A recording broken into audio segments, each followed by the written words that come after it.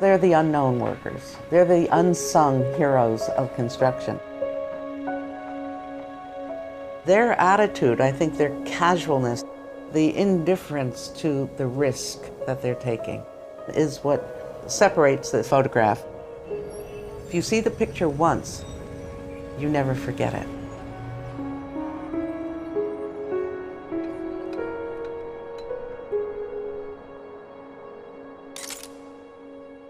This photograph, which is known around the world, shows 11 men sitting on a beam about 800 feet above the city of New York.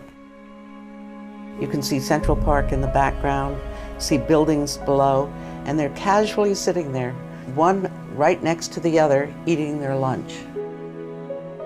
And they're all construction workers, and they came from all over the world. There are Irishmen, there are Mohawk Indians. It's a mixed bag of people, and they're all working in 1931-32.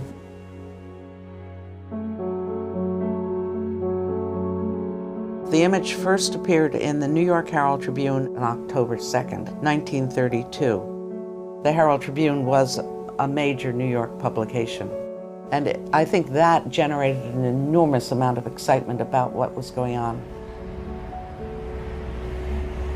They were getting as much publicity as they possibly could in any office that was rented, whether you were a dentist or a hairdresser or a major corporation, they would get you into the news.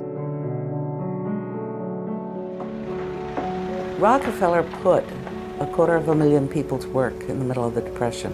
There were truckers, there were people in quarries, people making windows, different kinds of people, but it really made a serious effect on the economy.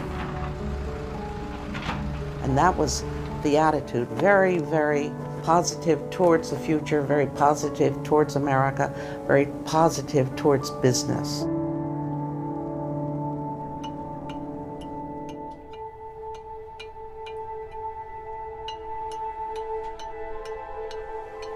The funniest part about the photographs were they were done for publicity.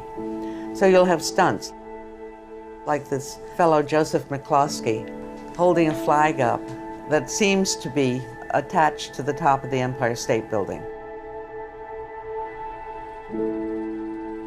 The other pictures also show men riding the final block of stone up, going to celebrate putting the last stone in place.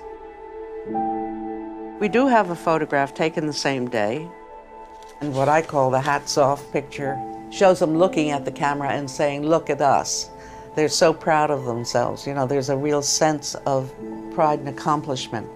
And I think that's also what all the pictures show, the pride the guys had in their work.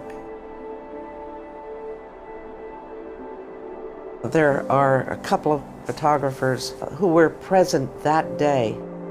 William Leftwich, Charles Ebbets, and Thomas Kelly, who had to have a death wish. And they would have on their back a leather container that contained the glass plates, and they would actually switch them out. I think that they like to show off next to the construction workers. Well, you guys walk these beams, but so can we. We take risks too.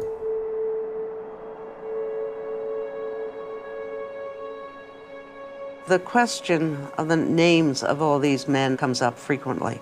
Who are these men? Because on the back of the photograph, they're not identified. We have people who have claimed that they're their uncle or their relative, but most of them are either good guesses or plain guesses. I think it's kind of sad that they're not recognized, because everybody else gets the credit, and yet the people who actually have built the building are forgotten.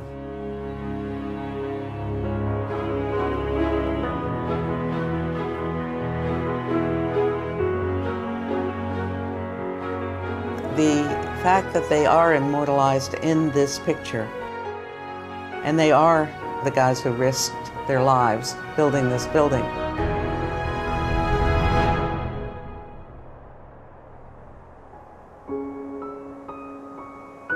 And I think that's what's important about the picture, is that it places them in history as being important in the development of New York City and Rockefeller Center, and gives a great deal of credit to a group that basically goes uncredited.